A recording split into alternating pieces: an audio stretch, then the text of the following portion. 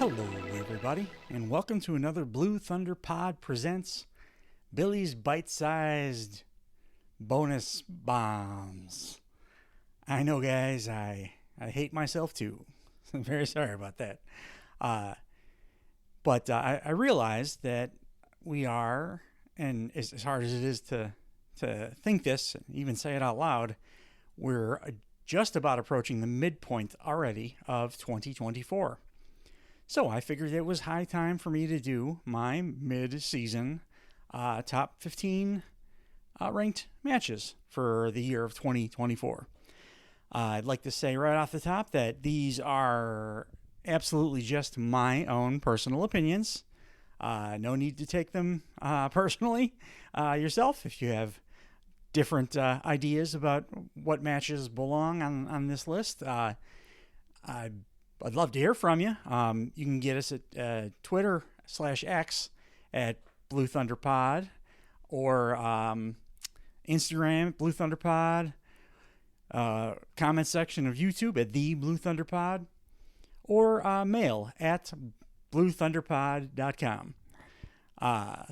Again, these are just my personal rankings, top 15, starting from the bottom, working my way up. For 2024 so far. I do reserve the right to alter these as my opinion may change, and some of these matches may move around spots by the time I do my year-end review. But it probably will be pretty close to this. Obviously with the addition of whatever happens after today. Today being June 15th, 2024. The first match that made my list, number 15, definitely is a beneficiary of some recency bias because it happened just this week. Bron Breakker versus my new boyfriend and the man who has given me a sexual awakening, Ilya Dragunov. I absolutely adored this match. I was very worried going in that Bron was going to get the squash because that's how he has been booked thus far. And after seeing how Carmelo Hayes was done dirty on SmackDown, I was a little worried that they were going to do something similar to Ilya. But the worry was all for naught. Ilya got plenty of offense in, and it wasn't just a babyface early offense. Bron takes advantage and then crushes him. It was a lot of real, actual back and forth. This match, to me, set up a potential like career-long feud type thing, like attached at the hip for the rest of their careers type of deal for Bron Breakker and Ilya Dragunov. I love Ilya as a babyface. I love his willing to do whatever he has to his body to get a win. And Bron is just a beast. We all know that. And these two they went to war. 16 minutes, Monday Night Raw this past Monday. That would be June 10th of 2024. Number 15. Number 14 on my list of best of 2024 first half. Hangman Adam Page versus Swerve Strickland. It was on an episode of AEW Dynamite way back in February 7th of this year. This was the match that went to the time limit draw. Fantastic match, obviously, because it's Hangman and Swerve together, and that's always it's always a win with those two. But what I really liked about this was it was the moment that solidified Hangman's turn to the dark side, his heel turn, because this match ended in a 30-minute draw, and Hangman refused to go the 5 more minutes when requested, because it was more important to him with his obsession that Swerve not win the title than he actually win the match himself. This led to the triple threat and a 3-way dance, and Swerve winning the title and Hangman taking a leave of absence. Hopefully he's okay. Evidently to take care of some personal matters.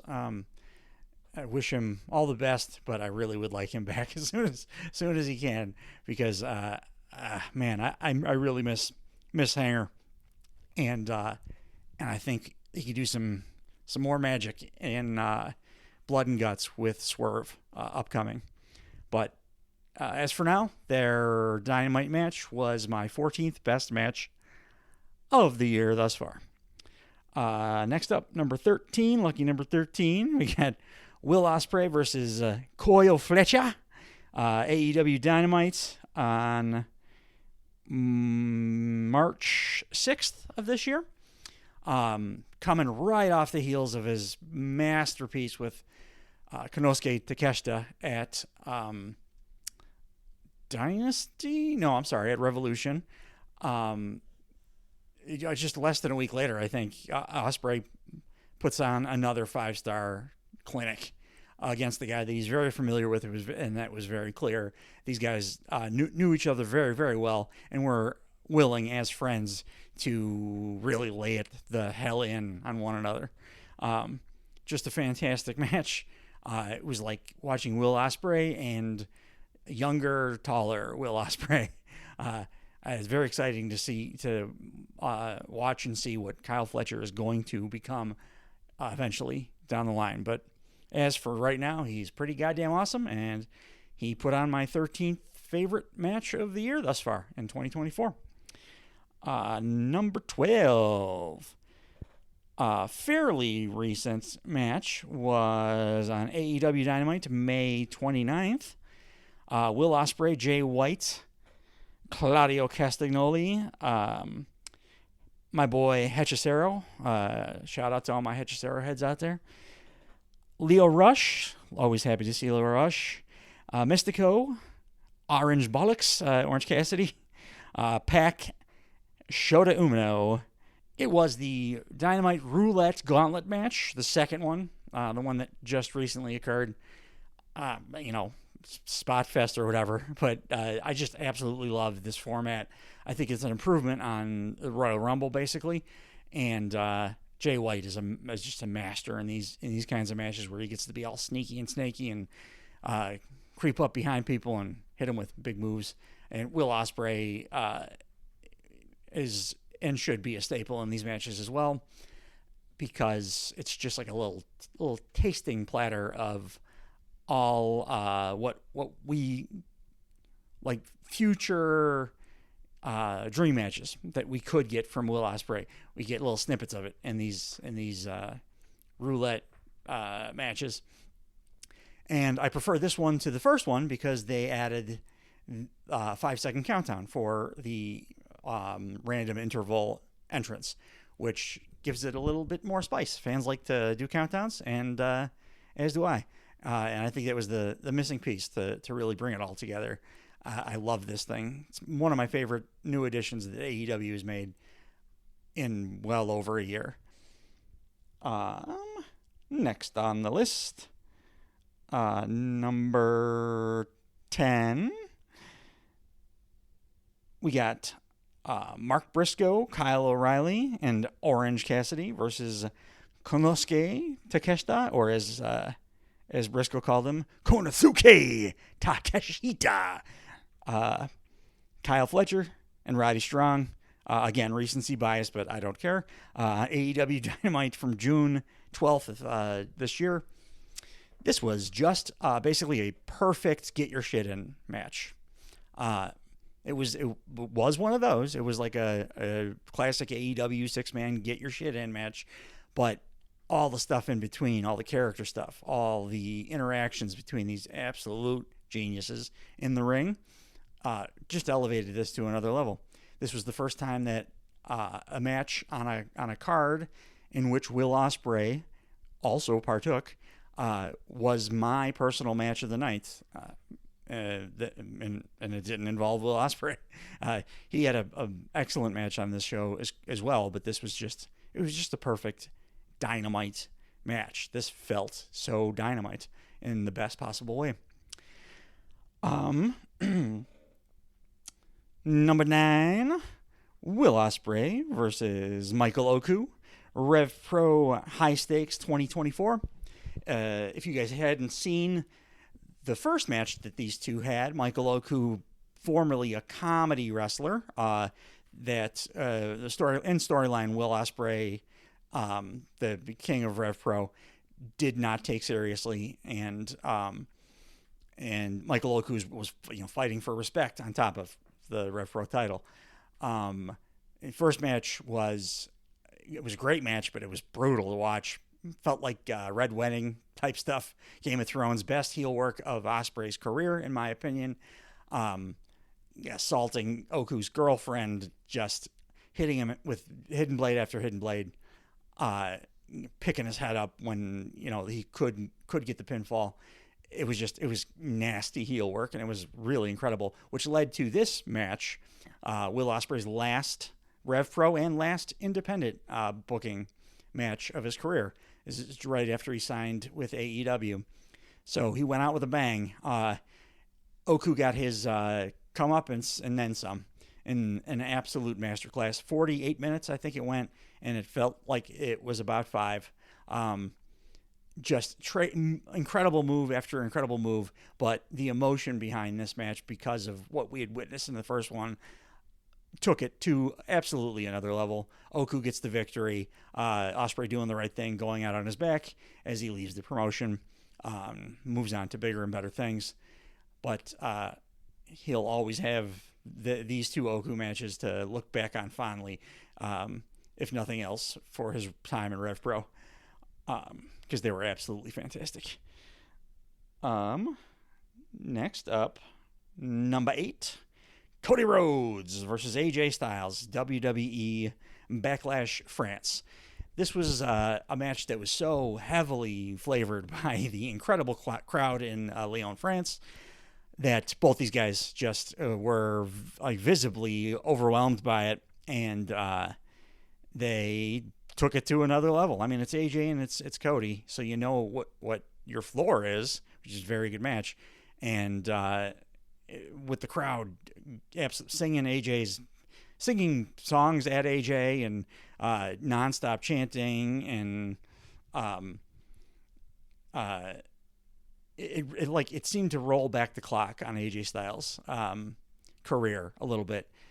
He really, really brought it. He's got an upcoming rematch, Clash at the Castle, actually later today, but I don't expect that they are going to be able to match this masterpiece that they put on at Backlash. It was maybe my favorite Cody match in his time in WWE thus far.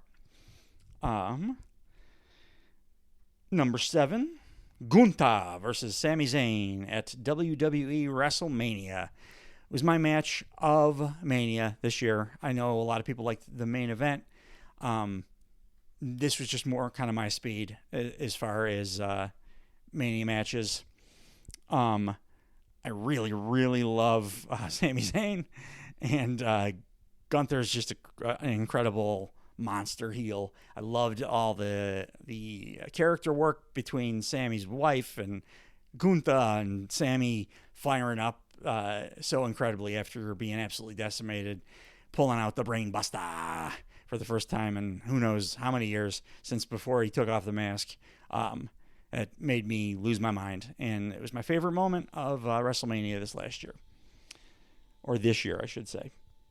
Number 6, Pac versus Kazuchika Okada, AEW Dynasty. Check out our review for AEW Dynasty if you haven't already to get my full thoughts on this. But this was basically, I could not have asked for these two to change a damn thing in this match. It's the best of Kazuchika Okada and his charismatic ass self, playing heel like I never knew he could, and Pac just giving it his all as a babyface with the crowd absolutely behind him. A perfectly worked match between two phenoms. Next up, we have number 5, Zack Sabre Jr. versus Bryan Danielson. NJPW, The New Beginning. This was the best technical match I've ever seen in my life. I know that is probably hyperbole, and people are going to come at me with, oh, World of Sport, the British style, and yada, yada, yada. I don't care. This was 99% technical graps, and then just 1% absolute bestial hatred. And that little bit of bestial hatred, that little blood feud thing that they had going, elevated the already just absolutely stellar technical wrestling between the two best technical wrestlers on earth right now. So that's why that's number 5. Number 4, Konosuke Takeshita versus Darby Allin. It's a very early Dynamite match this year, January 3rd, 2024. About as early as it could possibly have been to still make it on this list.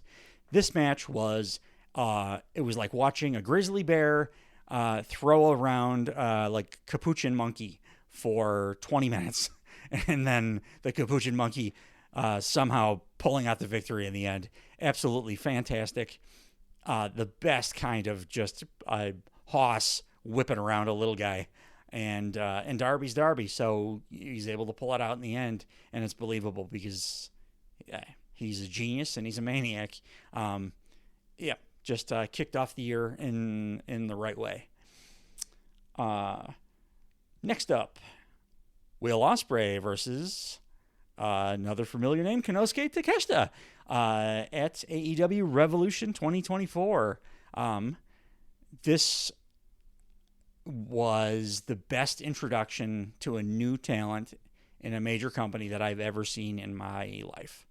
It is a crime that Takeshita has not been pushed to the very top of the card yet, but Billy Goat Bruv really made his mark by debuting in ring with this absolute beast. These guys tried to kill each other.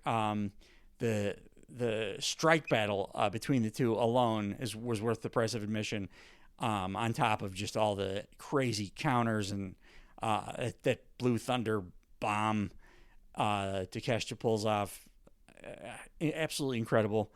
And Will Ospreay getting just kind of hung up on the turnbuckle when Takeshita went for the brain buster and just jacking his back up so bad it added to the tension and to the intrigue and drama of this match. It rolled. Anybody says otherwise is lying to you or just in bad faith. Number 2.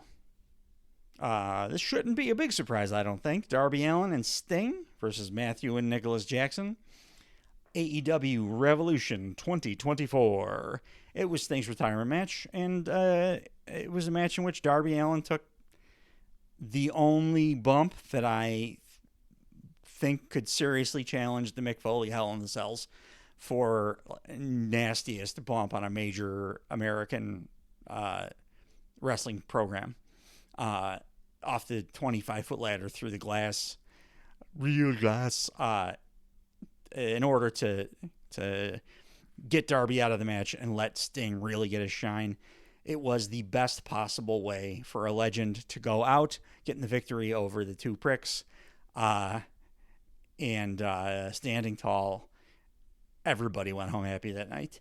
And I'm so glad that Sting got to have his last run and send off the way that he did, rather than leaving wrestling after that ill-fated, awful run he had in WWE. This was the way for a true legend and one of the greatest of all time to go out. And I've watched it back about 10 times because it was absolutely wonderful. And the number 1 match of the year thus far in 2024, and I very highly doubt it's going to get unseated anytime in the remaining 6 months of this year. Of course, the Billy Goat, Will Bloody Ospreay, versus the Goat, or the American Dragon, Bryan Danielson, AEW Dynasty. I think he now a little bit removed from it. I feel pretty confident now putting the stamp on this. I think it's the best wrestling match I've ever seen. Dominion, Kenny Omega, Okada was real tough to unseat, and I'm still not 100% certain that this did that, but I just did feel a little bit more for this. It's not taking nothing away from Kenny and Okada. I just didn't follow NJPW at the time outside of the big matches, so I didn't get the storyline stuff bleeding into the story of the match as much as somebody like Dave Meltzer, who had been following that entire storyline. I just had watched all the matches, and on that merit alone, that Okada Omega match had been the best match I'd ever seen. It's held that title for quite a while, and I really do truly think that it has been unseated. This match had, I think, the spot of the year thus far. The Busaiku knee connecting on Ospreay as he goes for the hidden blade after the badass Kung Fu showdown in the opposite corners. The sky is the bloody limit for Will Bloody Ospreay, bruv. I have never seen a guy enter a big promotion and take it by storm just as quickly as Will Ospreay has. The level of enthusiasm, energy, drive he brings to everything he does in wrestling at this point, I think is unparalleled. I'm very excited to see how that performance that Ospreay's put on thus far this year, pushes guys like MJF and Swerve. I think Swerve has already improved his game because of the Billy Goat, and MJF previously had held the mantle for the guy that puts everything he has into every aspect of professional wrestling. I expect him to continue to do that. There are different kinds of wrestlers, which makes it even more exciting for their eventual hopeful face-off down the line. MJF and Ospreay I'm talking about. And I think it's just going to iron sharpens iron, as we've said before on this podcast. It's going to bring them to another level. Who knows? Maybe an Ospreay MJF match will unseat Danielson and Ospreay. I doubt it, though. I don't see anything unseating my number one on this list for probably several years. But that's it for the mid-year rundown of my personal top 15 matches thus far in 2024.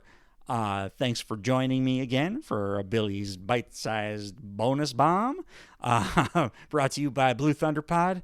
And go check out, please, our regular Blue Thunder Pod episodes, both AEW and WWE edition, along with our Clash at the Castle special and most recent Turnbuckle Time Machine SummerSlam 1997. That was a hoot.